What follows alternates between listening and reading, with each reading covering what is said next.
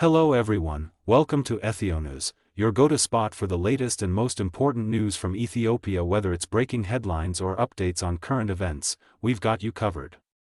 2018 Ethiopian school year registration and opening date announced. This is Ahadu Radio, bringing you the latest updates on education in the capital. The Addis Ababa city administration has officially announced that registration for both returning and new students for the 2018 Ethiopian academic year begins today. Hamil 01, 2017 EC. According to the city's Education Bureau, the newly released academic calendar applies to public, private, and affiliated pre-primary, primary, middle, and secondary schools under its administration. The registration period will continue from Hamil 01 to Mehes 23, giving families and schools time to prepare for the upcoming year. The first day of regular classes for the 2018 academic year is set to begin on Meskerem 05, 2018 EC.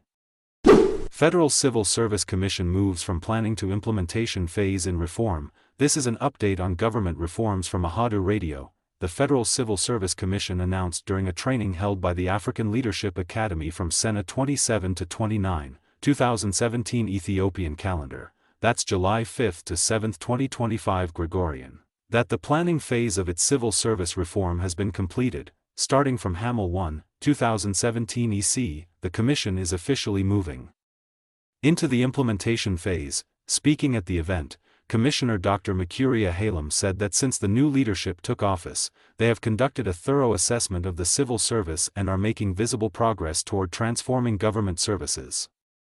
He emphasized the historic nature of the training, noting that 4 out of 8 pilot institutions have met eligibility criteria and are transitioning into implementation. Dr. Mekuria explained that this reform focuses on 2 main components: transforming internal operations and revamping external structures. This includes setting up an integrated service center, drafting civil service policies, updating organizational charts and laws, and establishing clear strategies and legal frameworks. He urged every staff member to commit fully, become change agents, and prioritize national interests over individual ones. On the occasion of Africa Public Service Day, Dr. Mekuria acknowledged the progress made, saying the Commission has caught up with other African countries and is ready for the next steps. Integrity, accountability, and commitment were highlighted as key values for success. He concluded with a strong message: every statement we make here is backed by budget. We will secure support from the government and the World Bank. No matter the time, responses will come. Work as if people are watching, build, act, and trust me, that's the life lesson. Amnesty raises alarm over surge in executions, including Ethiopians in Saudi Arabia. Amnesty International has released a chilling report revealing a sharp increase in the number of death penalty executions in Saudi Arabia, many of which involved foreign nationals, including Ethiopians. According to the report, 345 people were executed in the past year alone, the highest annual figure recorded in the last 30 years. The human rights organization says that 180 of those executions occurred in just the last 6 months, and warns that the number could rise even further. A separate European monitoring report shows that between Tier 2014 EC and Sena 2025 EC, that's approximately January 2022 to June 2025, a total of 1,816 people were executed in Saudi Arabia, based on figures from the country's official press agency. In the single month of Sena 2025 EC, or June 2025, 46 executions were reported. Alarmingly, 37 of them were related to drug offenses. Amnesty's findings, also featured in BBC coverage, emphasized that more than 1 person per day was executed for drug-related crimes. On average, human rights advocates are calling for urgent international attention and policy changes. Lake Tana and surrounding islands to become UNESCO Natural Heritage Site next year. The Amhara Region Culture and Tourism Bureau has announced that Lake Tana and its surrounding islands are set to be registered as a UNESCO World Heritage Natural Site in the coming year. Abiy Menged, deputy head of the Bureau, shared with Ahadu that Lake Tana has already been designated as a UNESCO Biosphere Reserve. He added, "We have completed the necessary preparations for its recognition as a natural heritage site, making it the 3rd of its kind at the international level." Once registered, Lake Tana will become the region's 2nd natural heritage site, following the Simien Mountains National Park.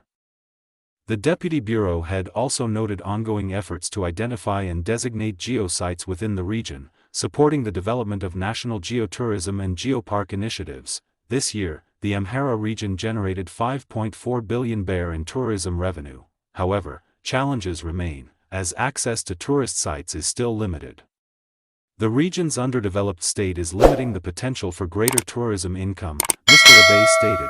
In total, about 9.8 million visitors toured the region this year. Located in northwestern Ethiopia, Lake Tana is the country's largest lake by surface area. It is home to over 37 islands, many lush with forests and thick vegetation. Among these, 20 islands feature ancient monasteries and churches, treasures of rich historical and cultural significance. Young innovator develops rehabilitation glove to help mother and stroke patients. This is EBC.stream with an inspiring story of hope and innovation. My mother was very compassionate, says Tadesse, a young man whose life took a sudden turn when his mother unexpectedly became ill. She was paralyzed without warning, losing function in her hand and the ability to speak. Despite her pain, she endured many hardships to raise him. One poignant moment deeply touched Tadesse. During his graduation ceremony, his mother, unable to respond to those around her, tried to show her pride by smiling. Moved by this, Tadesse made a heartfelt decision to bring joy and healing to my mother, who has been suffering from stroke for over 8 years. I decided to study at Addis Ababa University, he told EBC.stream. He enrolled in the industrial design program, dedicating 4 years to developing a solution, his graduation project. A rehabilitation glove designed to assist hand movement for stroke patients like his mother. Tadesse's innovation is not only personal but also aims to benefit society at large. The education I pursued to solve my family's problem has become something valuable not only for Ethiopians but also for Africa, he said, noting that companies have already begun to show interest. Thanks to his device, his mother has regained movement in her hand. His professors praised his work, saying, "Your mother gave birth to you, and you have given her life back. There is nothing impossible. God has enabled me to do so much," says Tadesse, expressing deep gratitude to everyone who supported his journey. The Gurage or Menged, a timeless village tradition and cultural heritage. Among the many wise and admirable traditions of the Gurage people, their unique village layout and grass-roofed houses stand out. At the heart of this tradition is the Awra Menged, a central pathway meaning main route in the Gurage language. This wide, green grass-covered corridor runs between rows of homesteads, often stretching up to 60 meters wide.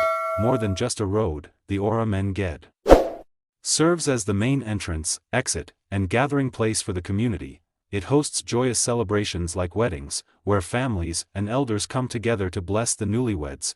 It is also the venue for funerals, traditional horse shows, cultural performances, and even where herders tend their cattle. In Gurage culture, privatizing or enclosing this communal space is seen as a grave violation and leads to social isolation. The Arfa and Metekel festivals, major annual events, are held right on this pathway, followed by children and youth playing traditional games. Today, the Awra Menged symbolizes the unity of rural and urban societies and stands as a model of connectivity. It has become a source of pride for the Gurage people, attracting both domestic and foreign visitors eager to experience its beauty. This is a timeless tradition that continues to enrich Ethiopia's cultural heritage. Thanks for tuning in to Channel Name.